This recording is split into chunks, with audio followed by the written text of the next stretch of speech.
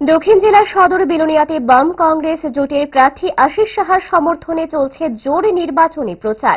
এখানে বক্তব্য রাখতে গিয়ে কংগ্রেস নেতা আশিস সাহা বলেন, দেশে গণতন্ত্র ধ্বংস হয়ে গিয়েছে। গণতন্ত্রকে রক্ষা করতে হলে বিজেপি ছাড়া সমস্ত রাজনৈতিক দলগুলি একযোগে নির্বাচনে লড়তে হবে।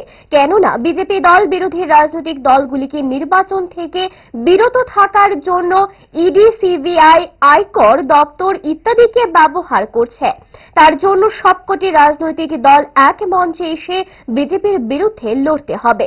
দেশ থেকে বিজেপিকে হটাতে না পারলে দেশের গণতন্ত্র ধ্বংস হয়ে যাবে বলেও মন্তব্য করেন আশিস সাহা। আজকে একটা দলের স্বার্থে তাদেরকে বিরোধী দলের উপর লেলিয়ে দেওয়া হচ্ছে।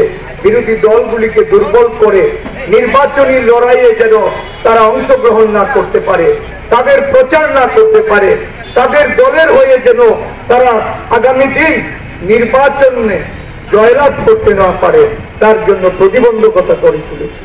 সিবিআই বলুন, সিডি বলুন, ইনকাম ট্যাক্স বলুন, আজকে এই স্বাধীন সংস্থাগুলি ব্যবহৃত হচ্ছে। গ্যাস, অম্বল, গলা বুক জ্বালা ও পেটের অন্যান্য সমস্যার থেকে সুরক্ষিত থাকতে ব্যবহার করুন গ্যাস নল। অরিও ফার্মা, 5 দশক ধরে মানুষের ভরসা।